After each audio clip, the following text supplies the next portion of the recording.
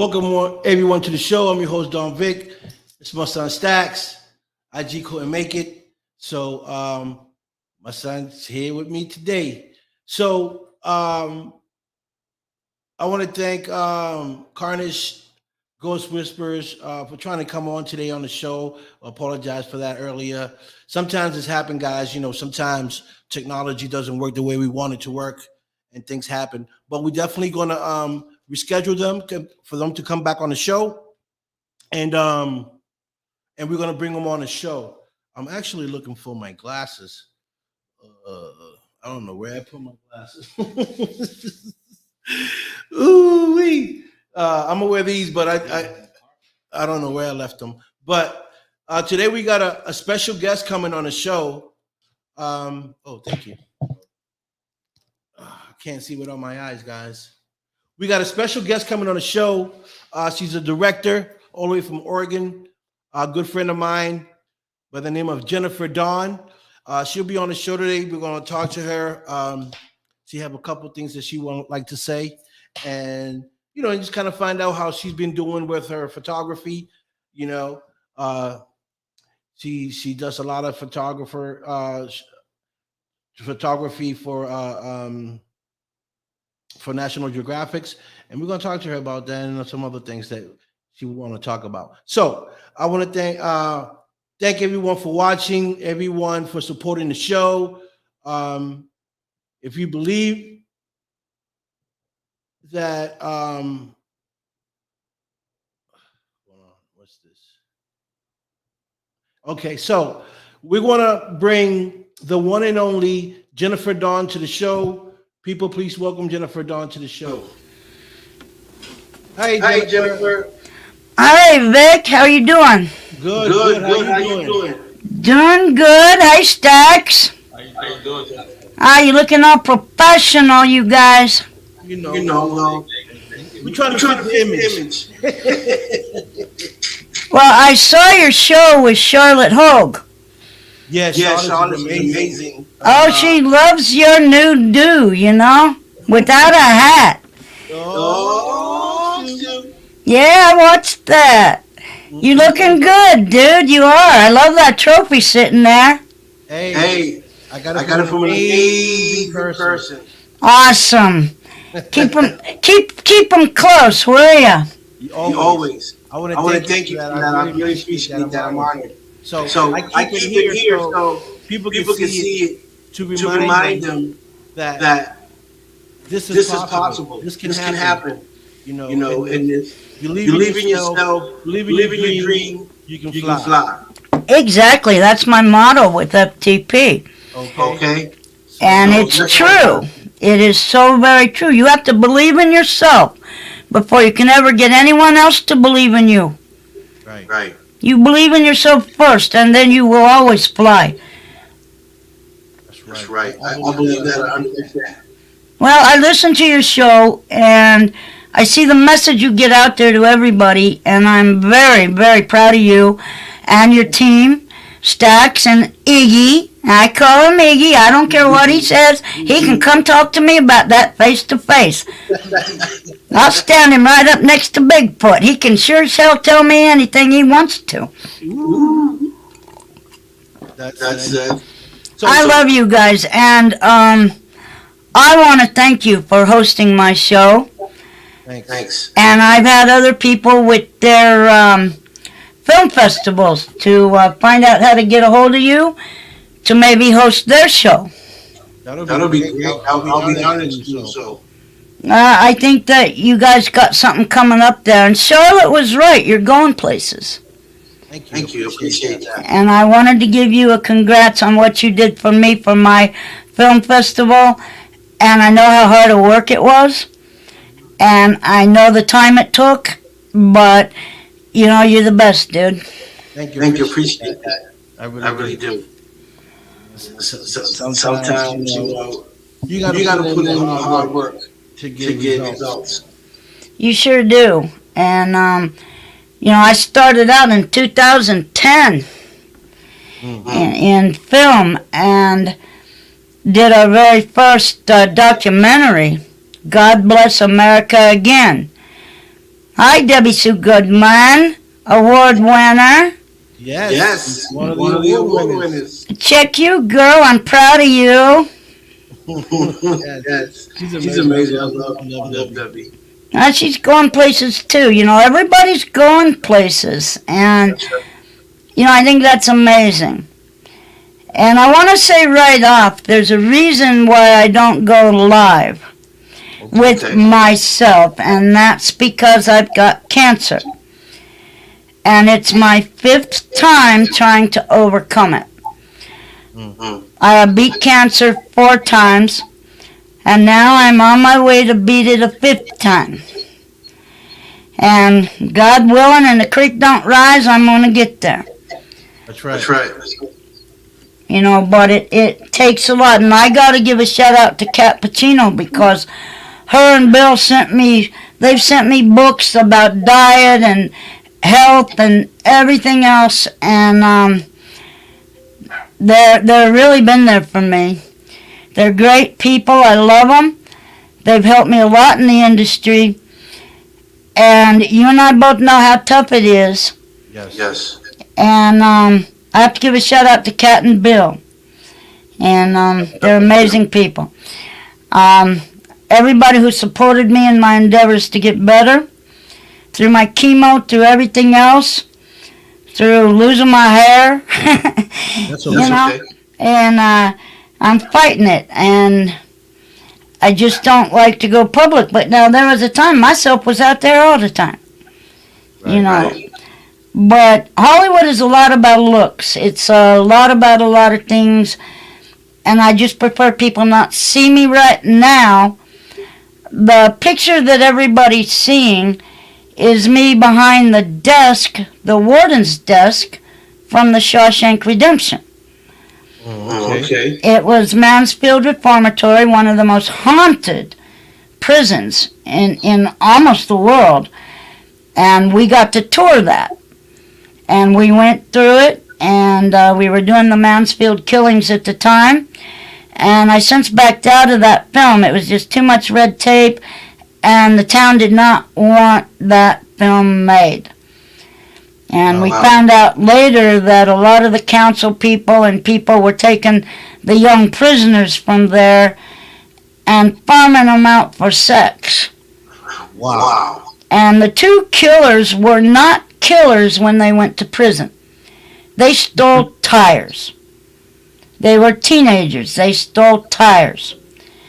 Because of the abuse they went through, when they got out, they wanted to get back at the warden and at this guard named Red. We did a lot of research, talked to his niece, and they had some beefs because of their time in prison. And I don't think prison should be any kind of a place. You go there to do your time, whatever you got to do, but you don't got to be put through shit. Right.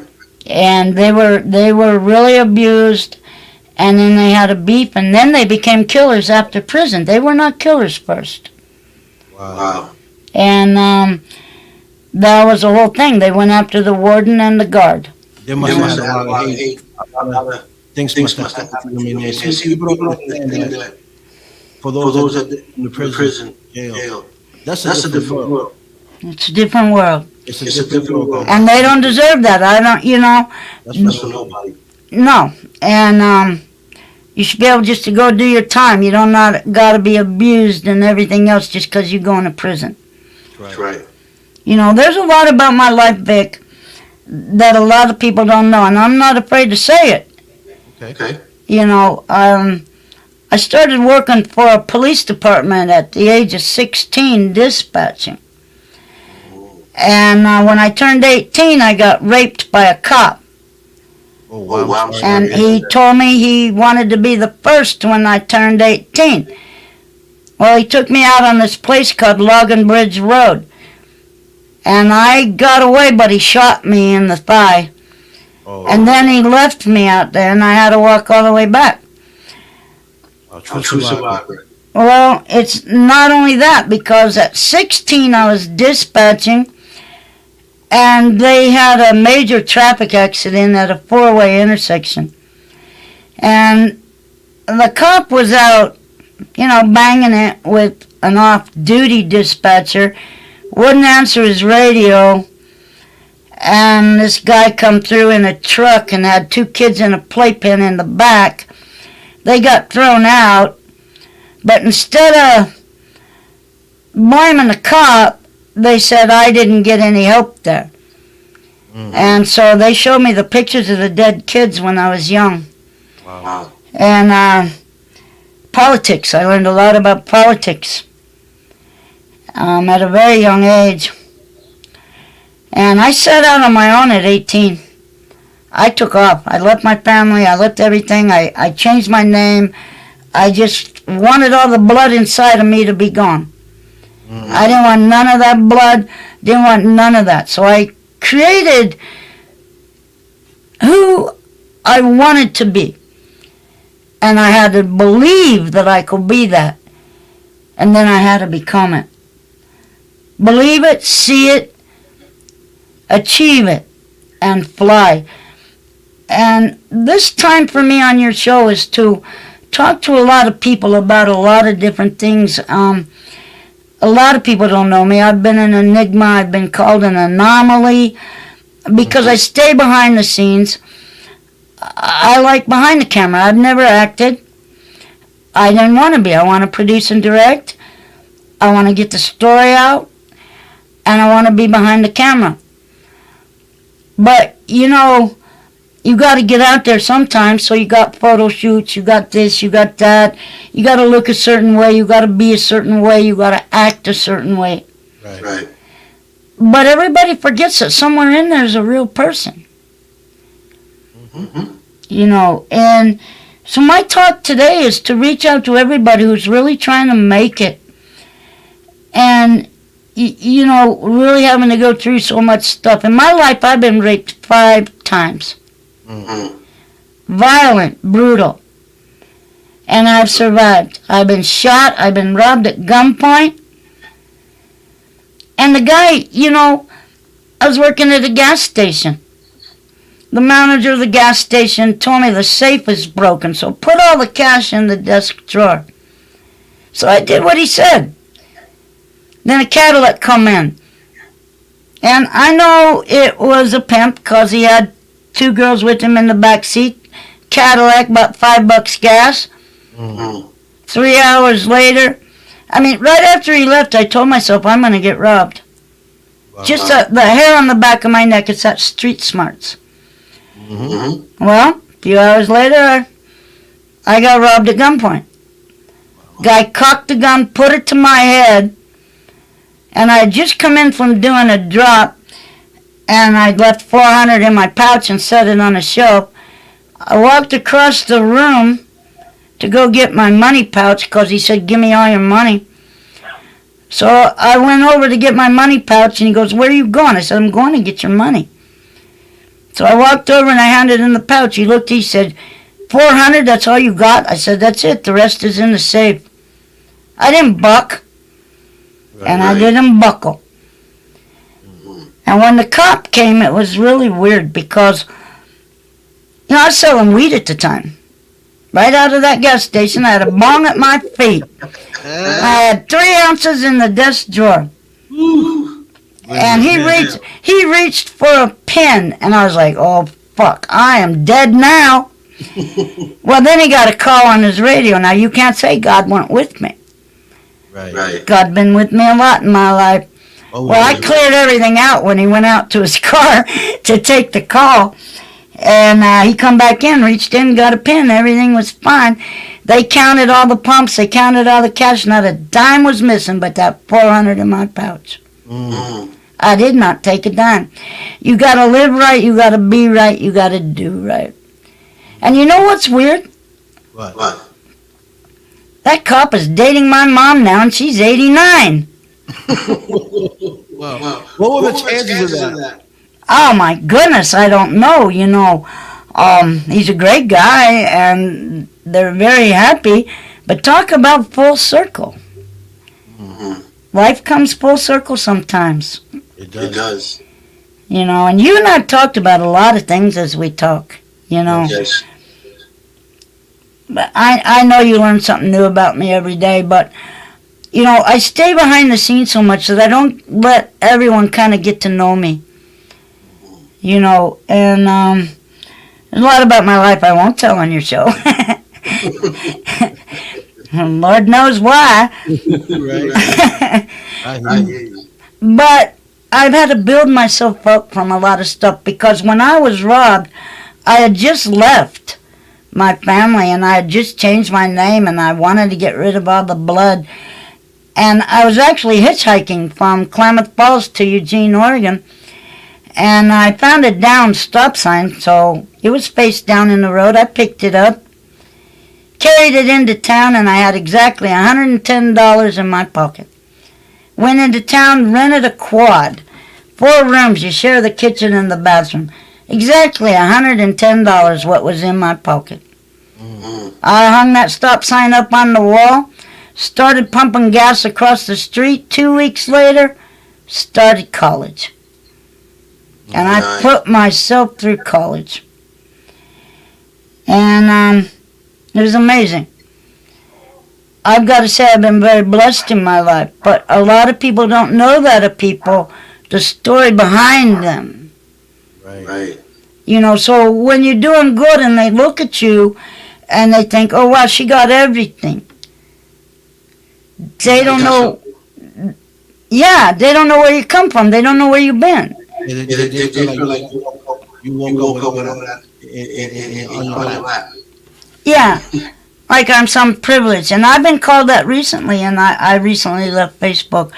But you know, that cancel culture, everything going on nowadays, don't cancel people, man. Try to understand them. Try to communicate. Try to, you know, be there for people, but you can't give them their life. They got to work it like you did. Right. You know, and so my message is kind of like about all this Ukraine and socialism and canceling and, you know, you can't say this, you can't say that, you can't do this. Well, you know, screw all that. We earn the right to be ourselves, and we just got to be ourselves. You know? 100%. And I think you go through some of that yourself, you know? Yes, I do. And I just want to say, people, be there for each other. Don't dog them. Don't take them down. Don't run them down. Try to figure out where they've been. Because nobody, being an enigma and being an anomaly and being so private, I think it's hurt me in some ways. But it's also been a protection because I've had to protect myself. So I think maybe I need to come out and explain to people, you know, a little bit about who Jennifer Dawn is. Okay. And why I've been gone for a while. You know, and I'm getting ready. You know, I'm a member of Klamath Film Organization. Right. And I'm getting ready. We're doing a screening from their new films. So I'm getting ready to do that. In fact, I got to go to a meeting on Sunday about that.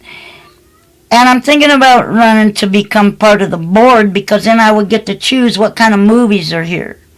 You know, which movies they going to do up in here. And Oregon and Klamath Falls has had great movies they put out. And I know you got some you wanting to come out. And one I'm working on with you. And I'm looking forward to that. But I'm going to have to take a little time, too, to just kind of work on getting better, too. That's right. That's key. That's key. Your health. Your health. I don't worry about anything else but your health. You know. Yeah. And I worry about your films. I worry about everybody's films. I'm going to keep doing my film festivals, but I got to be with my family. I don't know how much time I got left, to be honest. I'm fighting time. And there's a lot I want to do still. So you don't give up on your dreams and you don't give up. You know, and shout out also to Deborah Pangborn, daughter of Betty Dravis. Betty Dravis, Kat, Bill, me. Betty Dravis introduced me to Hollywood. Well, she always called me her brat. I was Jen Brat. And she helped me get a start meeting everybody. And I want to be there and I want to help everybody and I want to get in there. But, they got to understand I got my stuff too. And I can only do what I can do, but be grateful for what someone does do. Because I've recently gone through people canceling me, dogging me for my life. Oh, you got so much. Don't you know people are hungry? I posted photos of my new Jordans. They hadn't hit the market yet. Then I got dogged because I posted those. Well, do they not realize how hard I worked to get that pair? Right. Is that bad because I posted a photo that I got Jordans, I don't see wrong with that. People post up every day. Yeah, but I guess it's my turn. So I kind of went silent for a while. And then I talked to you, and you helped me understand. They're going to dog you no matter what. That's right. That's right. You do good, they talk about you. You do bad, they talk about you. You help, they talk about you. You don't help, they talk they about you. So, at the end of the day, you stay yourself, be original, do you, because, you're the one creating your career, your path, your dream. Well, you know what? And nobody else contributing to that. That's right. And, when I started in film, my previous husband was a bounty hunter, fugitive recovery. Well, he got injured. And then he lost his job, he lost his income. Then it was all up to me. So I had to pull the collar up on my jacket and pull my bootstraps up. Well, we started film, and that man was injured, and we went and did our first documentary. And then we did another film, Don't Ever Tell, and Flowers in the Snow, but he was injured the whole time. And then he wrote a book. And he always said, you never left me. You helped me reach my dreams. We got our dream house. I wrote my book. I did my films. And the morning he passed away, he gave me a violin. Because I've always, since I was 8 years old, I played classical violin in front of audiences. And I stopped playing, and he wanted me to play again. He gave me that violin. Then he said, I'm going to go walk the dog. And I said, well, do you want to? He said, well, not really, but I have to. And he said, do you ever feel like there's a calm before the storm? I said, yeah. Are you feeling that? He goes, yeah. I said, are you scared? He goes, no, I'm right. I said, well, let me go with you. He goes, no, you're editing the film. I'll be back. And he took a pair of pliers because the city had called and said they thought we had a water leak or something. He went out to check that. After about an hour, he didn't come back. I went out and I found him, passed away in our yard. Wow. And, he was a great man. He was a good man. And I'm glad I helped him get his dreams. I hope that's the thing about FTP is where we believe that you can fly. We try to help everybody get their dreams. But they got to help themselves too, and they can't dog me if I'm not there. That's right. That's right. You can't help everyone. I would love to help the world. Right. But it's impossible. You can't. You can. I can only reach so far. Yeah, you help a lot of people, Vic. Your show helps a lot of people. I know you want to give up sometimes. So did I. But you can't give up. And to all you people out there, don't give up. And don't stop believing in your dreams. And, it don't matter how hard it's been. It's where you're going. That's right. And Debbie Sue Goodman, don't you dare cry for me. Because I am one tough little redheaded. Mhm. And I don't have no tears because you don't look back. I always say you never go backwards, you always go forwards. And I don't cry for me and I don't cry for my life. I don't. Because I'm a fighter and I still think I'm going to win this fight. You You are. are. But I want people to understand, communicate to people. This stuff in Ukraine, it's very sad and it's changed my world. It's changed my world. We're seeing a war on TV and we're sitting here watching it. Right. And I know there's not a lot everybody can do, but you got to do it. And we did it. And scariest thing of my life when I've been hurt and shot and robbed, raped, Right. I got a great husband.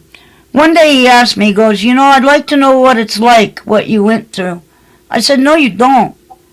He said, yeah, I do. I said, if you really do, then you better look out, 'cause it's coming at you.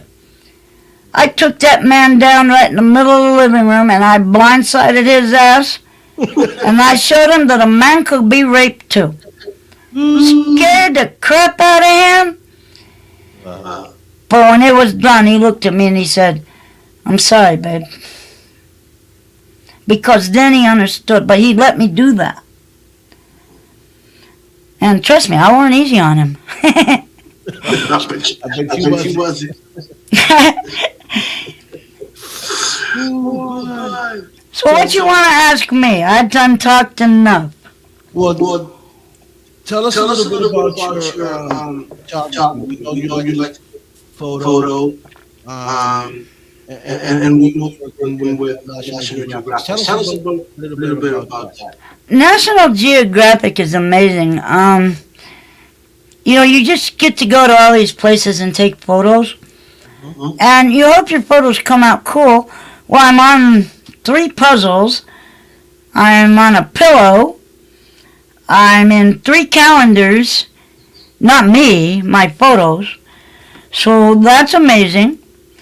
And I just enjoy photography very much. What What drives you?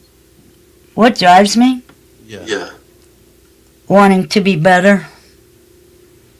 Okay. Wanting to do better, wanting to succeed, wanting to give my family everything they could desire. Wanting to go shopping because I'm a girl. What drives me? I have a passion for photography and film. I have a passion because I'm also an author of 3 books. One Special Christmas, which was written in the 1920s. A boy wanted to bring his father back to his mother for one special Christmas. And he does it. And then Jennifer's Journeys, which is only like a third of my life, because I'm not done yet. Okay. And then Dark Secrets of the Black Bayou. Louisiana Bayou. Has to do with witchcraft, werewolves, magic. My Yeah, I should send you that book. Dark Secrets of the Black Bayou. And I've enjoyed that, writing. But then after writing, I went into film, so then I started script writing and worked with Steve Alexander, Kat, Bill, Armand Mastroianni, Tom Hanks. I mean, I work with a lot of the best, and I love them. And, I don't know, I was nothing compared to those guys. I'm still nothing. As soon as we start thinking we're something, we're going to lose it, Right. Stay home. Yeah, stay humble. That's right. Yeah. But, then I just had a great life. I got Producer of the Year in 2016. I won a lot of awards, but you know what? I still like to stay home, go to the beach, to the cabin, go camping, take my dogs for a walk, and be with my guy. And you know Bill, he's a good guy. Yeah, I like Bill. I don't know him. I don't know him like like I know you, but if he's with you, he's definitely a great guy. Well, we got 30 years. 30 years we've known each other. Don't mean we were together the whole time. Right. But we got married in 2016. And but we've known each other since Hurricane Hugo. We met in Boston. Hey, Boston. We met in Boston. I first went to Boston, I don't even want to say the freaking year, but I landed in Georgetown. Okay. And then I started working with Robert Urich over there.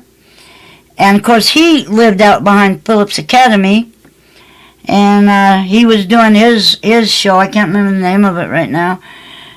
Because, gosh, I'm old. Yeah, go to Google, type in old, you'll find me. You know, it'll say Jennifer Dunn, old. But, you know, I'm 62 years old. Oh, you're 62. Yeah, you younger than me. Yeah, but still, baby. Ah, you a youngin'. Maybe I should do my hair like yours. Hey, you look good. You'll be twins. I could do a mohawk. All right, Stax, I want you to say something. Tell people what you think about what we're talking about. What's your opinion? You a co-host. Say something. I'm not a co-host. I'm just like you. I'm behind that camera. Take your hat off, dude. I want to see you. My hair is crazy. Oh, come on, man. No, let me see it. That was too quick. I'm going to have to put that in slow-mo. Now, hold your head up. Smile. He put his hat back on. You got great hair, dude. You got great hair. You do. Yeah. All right, ask me some questions or I'm going to start interviewing you. Oh, wait, we should do that. No. Vic, when did you get started in your radio podcast? Hey, you're with Spicy Redhead. Of course it's happening. Yeah. I started a few years ago, say 2000. I don't know, like 18, around 18, 17. What made you want to do that? You know, it was like I was being interviewed at that time. I was putting together a motorcycle crew. And oops, sorry. Hold on. You know, it doesn't let you interview me.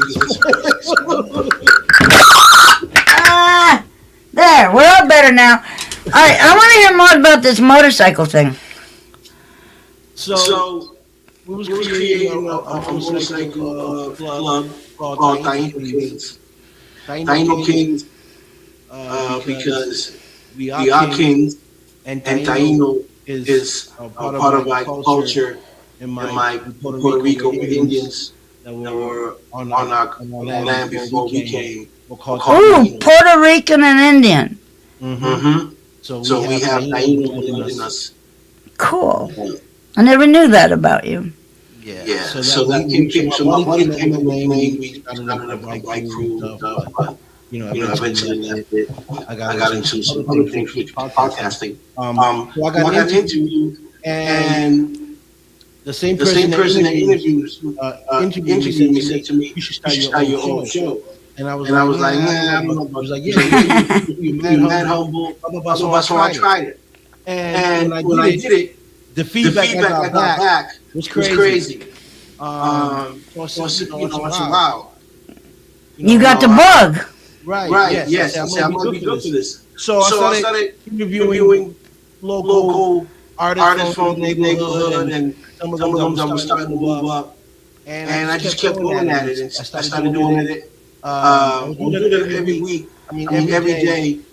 And just kind of get the clientele to come to the show. And then it just boosted up. I just went from one place to to another place, to till I got to I ended up in LA. LA is awesome. Yeah. Yeah, LA is awesome. I didn't choose LA because the cost of living and taxes are so high. So I live in Southern Oregon, and there's no tax. And yeah, sure, we got to drive and get over the mountains, but you invest in snow chains and crap, you know. Right. But Indian, what kind of Indian? It's Taino. All I know. I was born here in the United States. So Bill's Cherokee. Cherokee. Bill is Cherokee. Yeah, I gotta know that. Yeah. Oh, and I got to give a shout out to the Outlaws. yeah. Motorcycle gang, they my babes. I love them. Yeah, They out they here. out here too. They my protectors. Yeah. Uh-huh. Yep. Yeah. Slam and Tiny, but Tiny's not Tiny. Why is every guy named Tiny not Tiny? I don't know. They call themselves Tiny and they freaking huge. Right. You know, at Ricky's Memorial, you know, all the bounty hunters come in, all the fugitive recovery. They're called Dark Side. Right? Okay. The Dark Side Duo was what Ricky and I were called, but he was called Dark Side Investigations. Well, they come for his memorial, and the first thing I did when they all come in, I said, all right, empty up them coats and all guns go on the counter. Man, we must have had a 3-foot-high pile. Because they couldn't go into a church with their guns. Well, except Tiny did, but Tiny did stuck by my side. He didn't leave my side. But, you know, we got history. Everybody got history. We got to respect everybody's history. Right. You know, I'm blowing you away, aren't I? All right, so when you got the bug, how'd you feel? The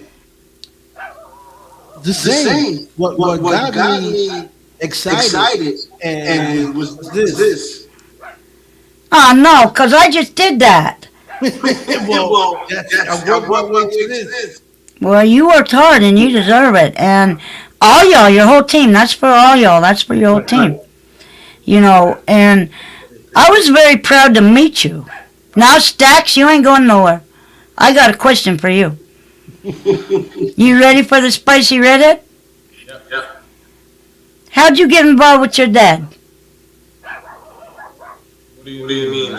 As far as the podcast and sitting there on the radio and looking all handsome and shit and buff. I think it's just I'm always just natural. Yeah. What do you think? What do you think about the podcast? And I think it was a good idea.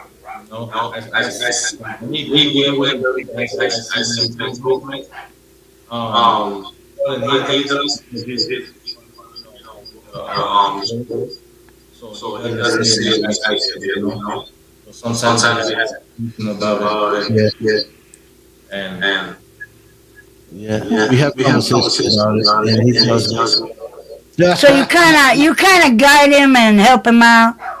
Show your dad the way. Yeah, because, you know, dads, they need to be shown things. Yeah, They don't just show their sons things. I'm always learning. You know, I take advice. You know. Yeah. We talk a lot. So we on the same page and stuff, and you know, we talk about the same ideas and stuff. And so What are some of your goals for the show? mine. Both of y'all. What are some of your goals? Where do you see it going? Well, I don't know where it's going, but I know where I would like it to go. Where? I would like it to go to the next level, which I call my own show, like the Ellen show, like the Oprah show, like the Johnny Carson show, the Arsenio Hall, a show like that. I could see you going there because you got some comedy going on sometimes too. You know. Well, I have something going on today. No, you don't, because I ain't your comedy. You guys are my comedy today. Hey, Stacks, what's your dreams in life?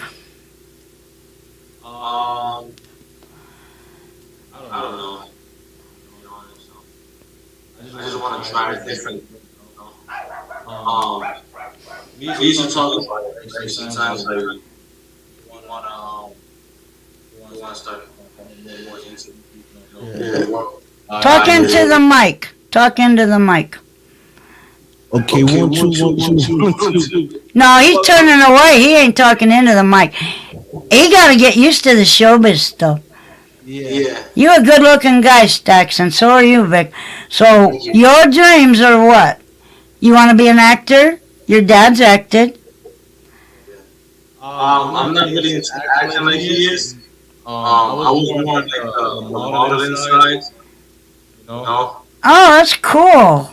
Yeah. Well, we'll have to send somebody. I got somebody out there. We'll do a photo shoot. I've been wanting Vic to do a photo shoot. They can't see my handsome face, no way. Oh, yeah. Hey, Vic, tell everybody some of what you acted in. So I acted in the movie called He's a Gangster. I played he gave me a role, and I played like I said, I played a gangster, and I was a motorcycle gang. I had a motorcycle gang, and I was the leader, and I was trying to take over the territory of Don Hazel was trying to take the territory of Don Hazel was trying to take the territory that we were in. I was in that movie. Where can people see that? You got a trailer on that? Yeah, the trailer's on YouTube. And I'm also hi Liz. Thank you for logging in. And I played in the movie called The Return of Dave Brooks out in Baltimore. I played a CIA agent. I was with Catherine Muhammad, which is a great actress as well. Yeah. The director was June Lascio. And so we're waiting for him out this. I think it comes out this summer. So you got distribution on that? Probably, yeah. Amazon, something like that. Well, Netflix. I'm not sure exactly what he's going to put it. If it's going to come, I think it's Prime. I'm not sure. Cool. Where do you see yourself as an actor in the future? Me? Yeah. Are you like a Will Smith, Morgan Freeman, I'm more like The Rock. Oh, you're going to Rock. My bae. I love Rock. Dwayne Johnson. He's an amazing guy. Yeah. You know, and, getting back to kind of where we started, Dwayne was posting a lot of stuff at one time, and then he came to the realization that maybe he shouldn't post so much good stuff because other people don't have those things. What's your take on that? Oh my. Well, if you got it, you got it.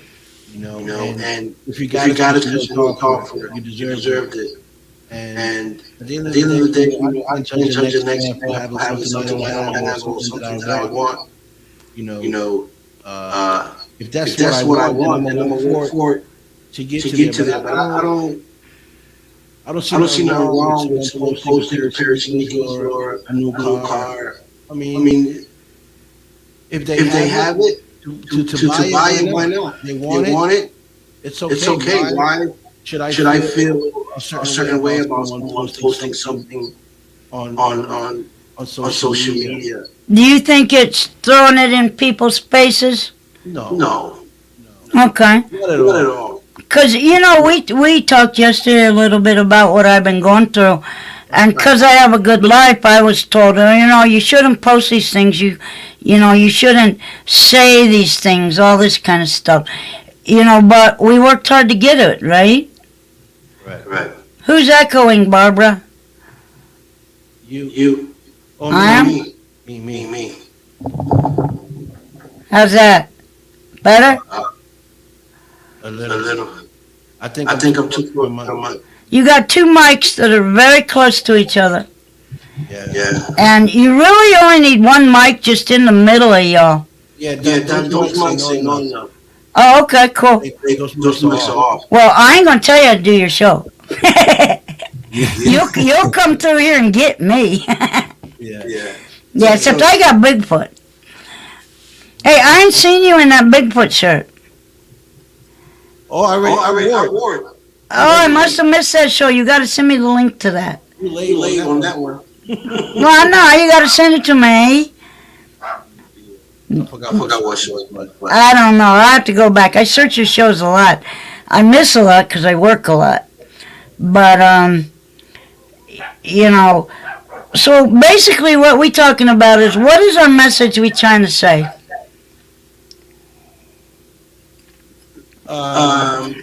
Basically, what I would like to say is, you know, be yourself. Let everyone live their life the way they want to live their lives. Don't worry about what the next person has. That's the way you like to live. You want to live that way, then go earn it. Don't depend on someone to. I mean, it's okay sometimes to give someone a hand, but you can't expect that over the top. It just don't work like that. And you got to remember, we got a life too. We got bills to pay. Yeah. Well, so. And there's another thing people don't understand. The more money you make, the more responsibility you have. So the more you actually have to put out. So just because they think you got it all, they don't know what you got to pay out. That's right. You know, you get more responsibility. That's why people say the more money you make, the more problems you got. True. And they don't want to see that.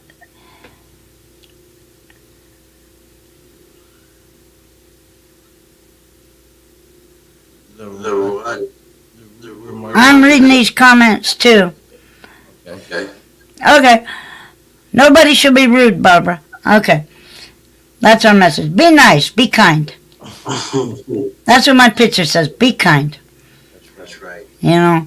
All right. So let me see. What's the last question I want to ask you on your interview? What are you most proud of in your life? Me? Yes. There's two things. That's my kids and Okay. Now, if you had to give a message to young people up and coming who want to do a podcast or be an actor or be a singer or anything in the craft, what would your advice to them be? I would advise to take craft serious.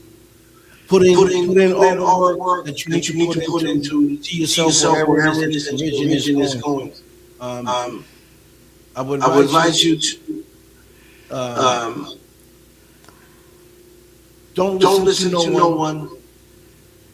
Do what you need to do. Move forward. Remember that you're in control of your destiny. You are in control of your life, and only you can make it happen. So, with that being said, That's very good. That's very good. I have one more question. Okay. Well, let me think of it first. Okay. Okay, because you little shit. Oh yeah, I made you a margarita, but I drank it. Okay. Okay. I'll take it. Yeah, I'm gonna send it in the mail. So if you get some sloshy, slippery sort of package, just drink it out of the cardboard. Actually, people deliver now, you know. I could have one delivered right to your door if I knew you were home. That would have been good. Yeah? All right, so my last question is, if someone needs to restart their life like you had to, because we ain't gonna go into details, but you know, you and I both kind of had a rough history. So if they was gonna want to try to start out, right? What were your first steps, and how would you guide them to take those steps? Well, first things first. If you want to become a podcast host or anything in life, you definitely have to put a little money aside because you're going to need equipment. If this is what you want to do, and get your team together, find the people that you find to make your podcast or whatever it is that you're trying to do going. Make sure you build a team and move forward with it. Now, say someone's getting out of prison or they've had a rough life. Maybe they down and out. Maybe they in Harlem. Maybe they wherever. And they don't see that they could have any dreams. What would be their first start? The first start would be to believe in themselves. There you go. Believe in themselves and they will fly. I agree. I'm proud of you, Vic. And I needed to tell you that, and I needed to tell you thank you for what you did for my film festival. And I needed to tell you how much I care about how you changed and how people can change. And I listened to all your messages, and I needed to tell you, don't give up no matter how bad you think it is. Right. And love you, man. Love you too. And you know, we're not quitters over here. You know, we're not quitters. My sons ain't quitters. No, I taught them up. I taught them well. You know what to do to make things happen. And so, you know, I'm glad that they can see changing from who I was, from who they heard I was from other people to who I am today. That if I can change, then we all can change. Heck yeah. I stole a car once. And I got that from Sylvester Stallone and Rocky. Oh yeah, Sly, he's cool. Except I'm mad at Sly. I'm mad at Sly. We booked the Mansfield Reformatory. I paid to book it for a day. He come in to do that new movie of his and outbooked me. And he wouldn't even give me a jail cell for 45 minutes. Sylvester Stallone ain't right. Nah, no, he ain't right, but I love him. But I'm mad at him, and Sly, I'm mad at you. And I'm going to get you on the Vic show because you need to come tell him what you did to me. Oh. Put him on the hot seat. What do you want to tell your fans? Who, me? Yeah, you. You got fans, dude. My fans, I would like to tell them that I appreciate the love. I appreciate the support. I appreciate everything that they do for the Dom Vic show to make it what it is. And that I love everybody. So I love hearing everybody's welcome on the show. I love you, Vic, and I thank you, and you got twisted by Jennifer Dawn. I sure did. Love y'all. Take the show back. Yeah, take the show back. Take it away, dude. If you wasn't filming or doing photography, what else would you see yourself doing? I like to go camping. I love my cabin at the beach. I like to put my little girl dog in dresses, designer dresses, and she looks so cute. And I like to travel. And let's see. Oh, I love running computers and I love editing for films out of Hollywood. I do all my graphics here. I run 5 PCs. I blew up a vampire's head. And I blew up a van, and I do, the flames on the fires and the guns, and I build all of that from scratch. I do layer after layer of graphics for films. You need to check out on YouTube Gosh, what's it called again? I can't think of it. Coca-Cola, you should sponsor me. Yeah, Coca-Cola, sponsor Vic, I say so. That's right. And it's called Draco. Draco. Drakul. Okay. And you'll see my name in visual graphics and visual editing. So I edit for films, and I do it all here. I don't work from a phone. That's why you and I had to get everything together. I work from 65-inch screens and a computer. Okay. So Jennifer, we have two paranormal people here watching. Oh, guys, hi. We got Brandon Green from the Fun House, and we have Barbara Pillow from Enlightened Soul Paranormal. Yes, hi, guys. Yeah. So Barbara's actually part of Mark Lee's team. Yeah. She's one of the lead investigators as well, Mark. I love the paranormal. We had a paranormal crew in Mansfield with us. They went through the reformatory, they did a video, and they were with our crew. They did the spirit box. Yeah. And you know what was weird is, it was for the Mansfield killings, and it was that at the house where the warden and his family were tied up.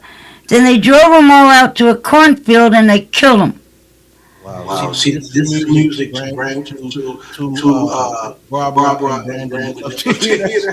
Well, see, they went.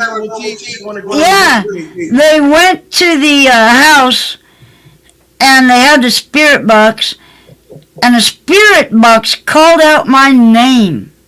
Mm. And then we went to the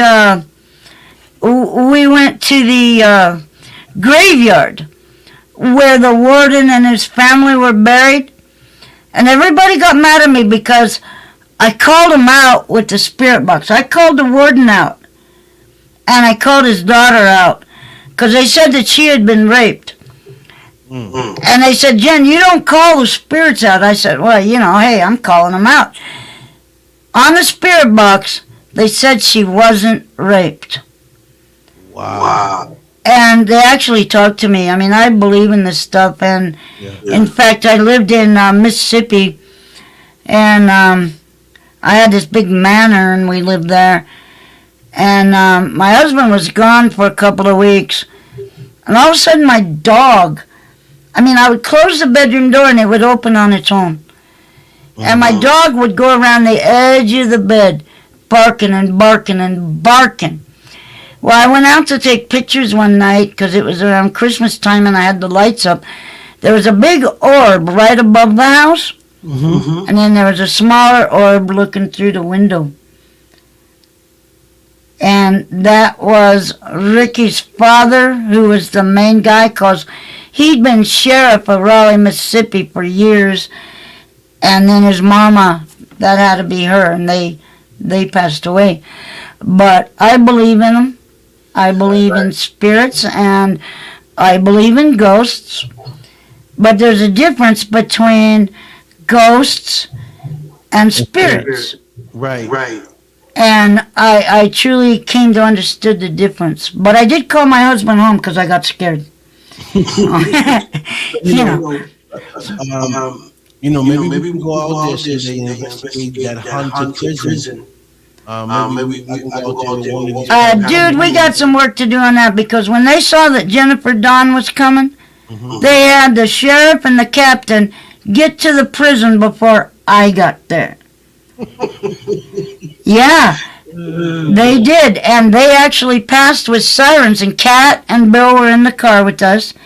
They passed us with their sirens, and Russell Hoffman and his wife Rachel were with us. We all went out there together, and we were also met up with the wrestler Johnny Paradise,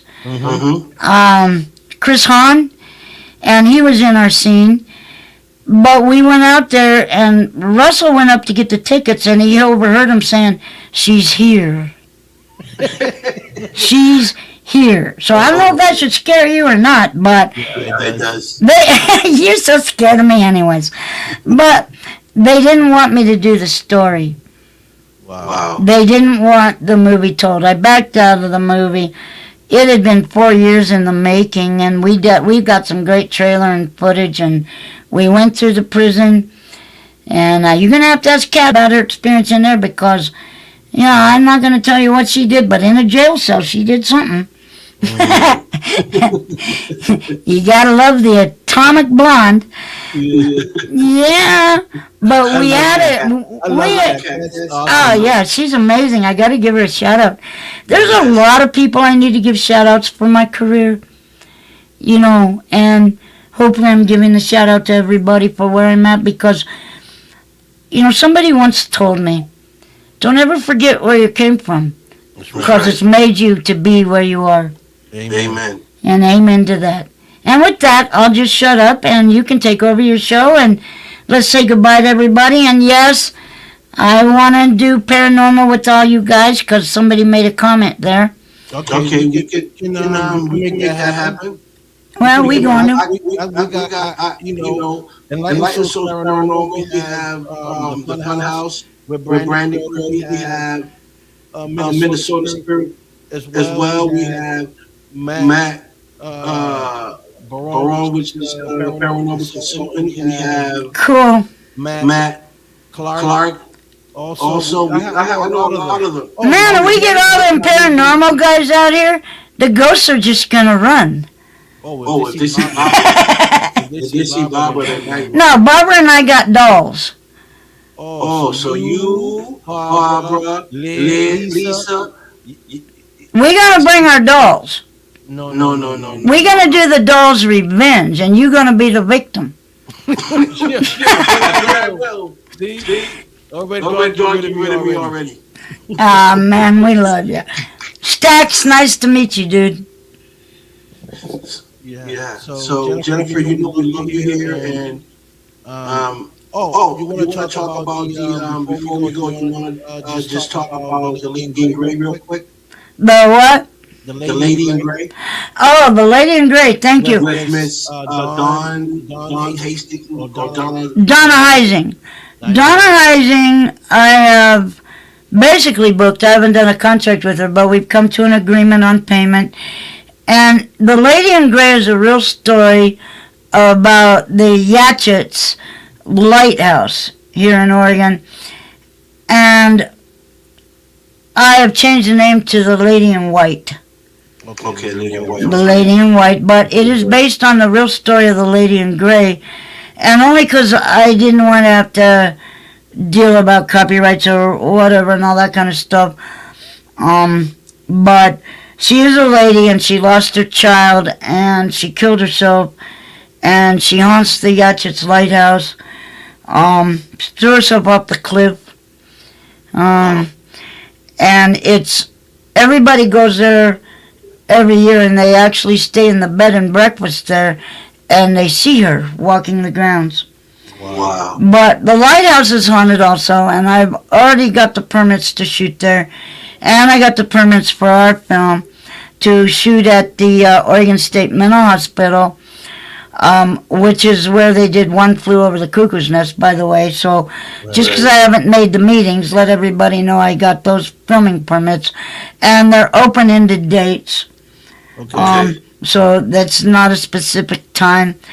I never book specific Right. because I never know what's coming up. So you know the film that we're trying to move forward. I'm on that film, and I'm on. Like I'm on the whole story. And Well, you're gonna be you and Iggy. Well, you and Iggy and Stax, if he wants to. You guys are gonna be the guys going through the lighthouse on like a family vacation. Oh, wait a minute. Who? You're the victims, but you're gonna see the Lady in White.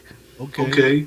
Okay, but and I haven't figured out the rest of the script yet because I don't know which one of you is going to get killed, or if you're going to get killed, or I'll do that first. I don't know what's going to happen with that yet because we're still in the making of the script. Okay. I do need to get with Steve Alexander. He's a great scriptwriter. Yes, Steve is part of the movie that we're working on. Yes, Enlightened Souls Paranormal. which you're co-director, but also going to act in.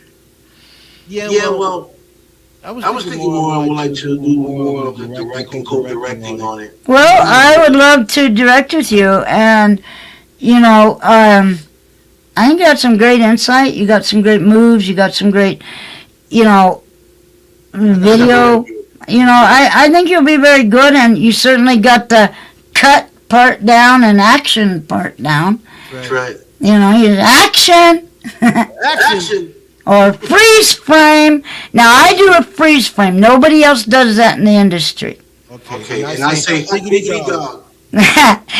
What freeze frame means, all right, I'm going to say it. Now both of you make some moves. Make some moves. Freeze frame. Iggy? No. Stax, you got it wrong. Vic, you did good. Try it again. Freeze frame. Now, if I hold that for an hour, you going to stay there? So I can hold it. Till I say action. There you go. I had 2 kids in heavy metal because we had to do some adjustments. And heavy metal had a lot of blood on the floor. We make our own blood, and we add little clots of cottage cheese and everything else, and we make it real. They were surrounded in blood. And I had to say freeze frame, and you know they stayed there for 35 minutes. What? And then when I said action, they brought it on. And, you know, Kat was there because they were her 2 kids, and of course the kids died, so Kat killed herself to be with her kids. And she had to lay there in all that blood for a little while too, you know. And she had to do a scream. She was an amazing screamer. Oh, she's an amazing screamer. And, because, you know, heavy metal is, you know, you should listen to your parents. When your parents say, heavy metal will blow your eardrums out, right?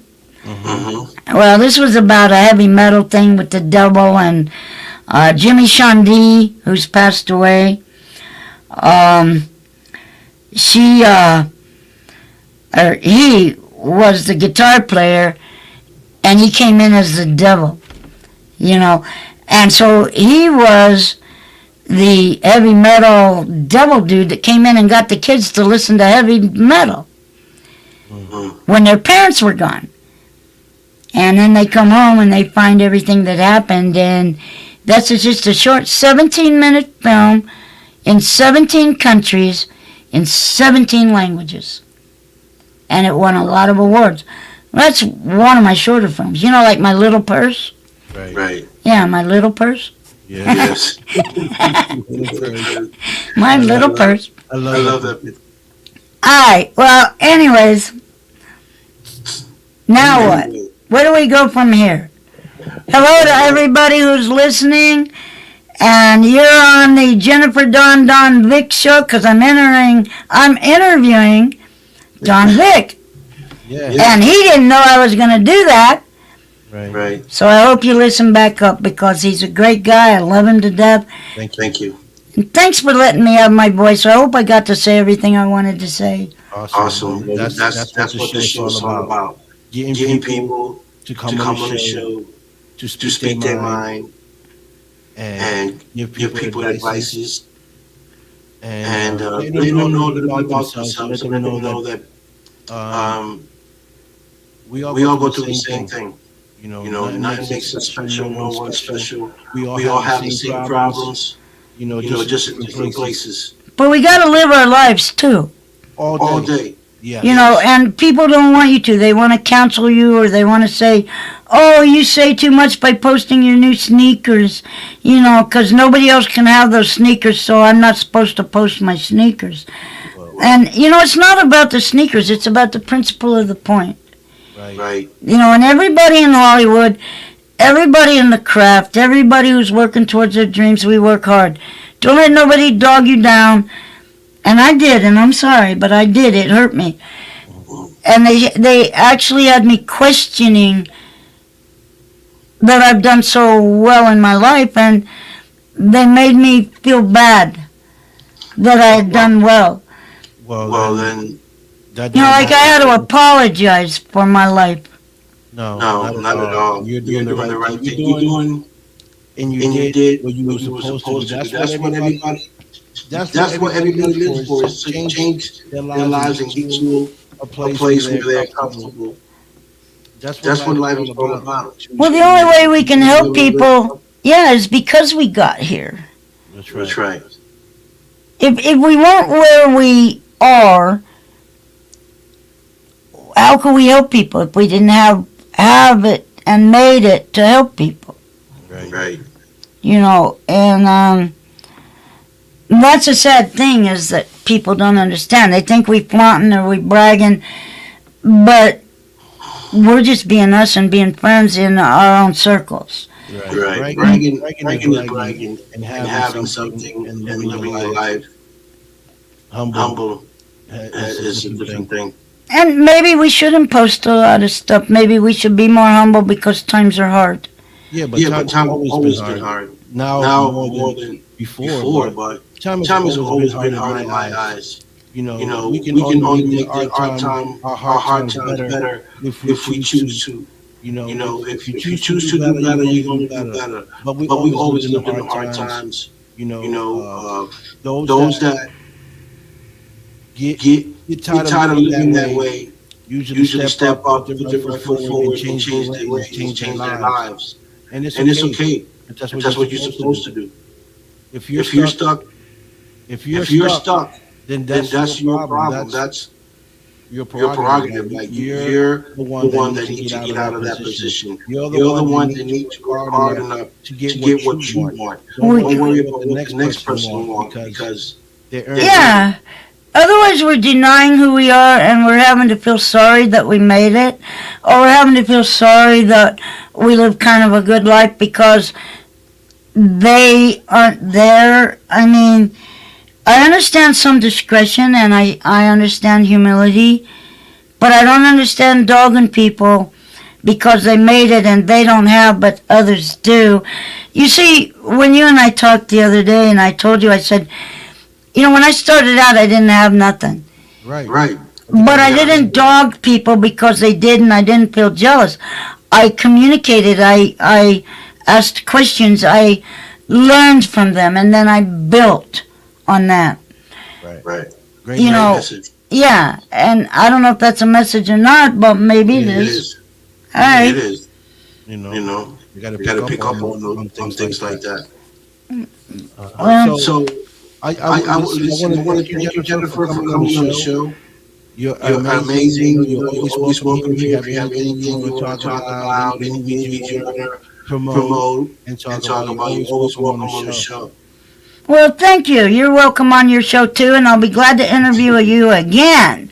Okay. Well, sometimes, you know, you put out there, Vic, but you need to be able to, I just felt you needed to be able to be interviewed, too, for where you come from and what you done, because I think sometimes people don't notice that about people who put out there. Right. Well, you know, I do have a story. I say some things and stuff about myself here on my life sometimes, but my story is deep. Like I want to do a documentary about my life because people need to know what I've been through in my life besides the stuff that I let them know. But you know, I come from a dark world.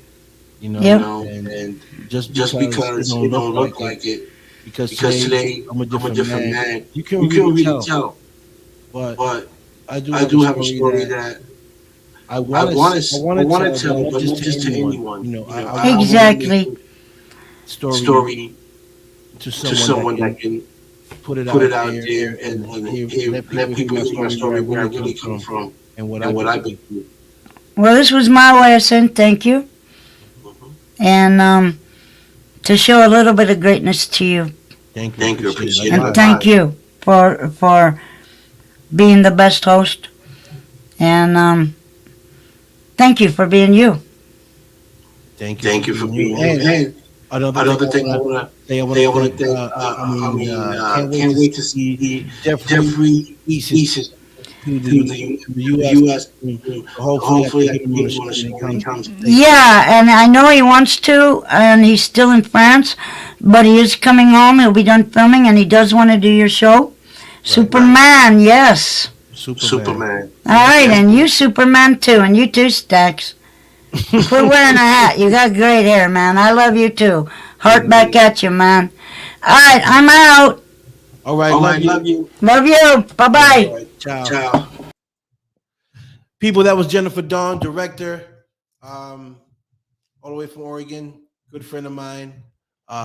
Just brought her on, and I'm amazed with some of the stuff that she had to say, and people look her up, man. She's a great person to know. She's humble, spicy, but nice. And and if you believe in your dream, you can fly. All right. That's one of her sayings. And again, to all the award winners that came, I mean that won. Congratulations to you guys, Charlotte Hung, Lisa, Linda Lee, and Debbie Sue Goodman as well. Also award winners, Russell Huffman, everybody that got awards. Big shout out to y'all. Big shout out to Africa, Nigeria. Shout out worldwide to tune in on the Don Big Show to watch the show with co-host IG and my son Stacks. You know what I'm saying? Also, make sure you follow my son Stacks. He's working on a project called Stacks in the City, all the way here in Boston. Make sure you tune in and watch it because it's gonna be crazy. You heard? We're about to turn up out here on Stack in the City. And shout out to my boy, what's his name? No, that's him. Boston CEO. Big shout out to him as well. You need shout outs? I love my son. Shout out to the Don Vic Show, baby. You heard? Shout out to the Don Vic Show. Shout out to Stacks in the City. Big shout out to Celebrity Boxing. Make sure you tune in. March 26th, we'll be in the building. My son will be in the building. We'll be going live. Make sure y'all tune in to watch the fight and see the celebrities that are going to be there. So tune in. Thank y'all for watching. It's your boy Don Big from the Don Big Show. Big shout out to all the viewers: Rachel, Liz, Barbara, Brandon, Liz, everybody that's on the live right now. And for those YouTubers as well, big shout out to all the YouTubers that are showing us love on YouTube, watching the show. Big shout out to y'all. So remember, guys, tune in on the Don Vic Show on YouTube. Hit the link, subscribe one time, and you can anytime that I come on, you get a notification to know it. You can follow me on Facebook, Victor Santiago, or Instagram, Victor Santiago 436, or on TikTok. You feel me? We everywhere. Big shout out to my other son, Prince Dollars, my other son, Jonathan. R&L Records. We in the building, and everybody else. So with that being said, want to wish y'all good night. Tune in on the 19th. The 20th. We got someone coming up at the special. I'll let y'all know who it is. And tune in, and I'll see y'all soon, all right? So thank y'all for watching. It's your boy Don Vic with Stacks in the City. We'll see y'all soon. You heard? We out.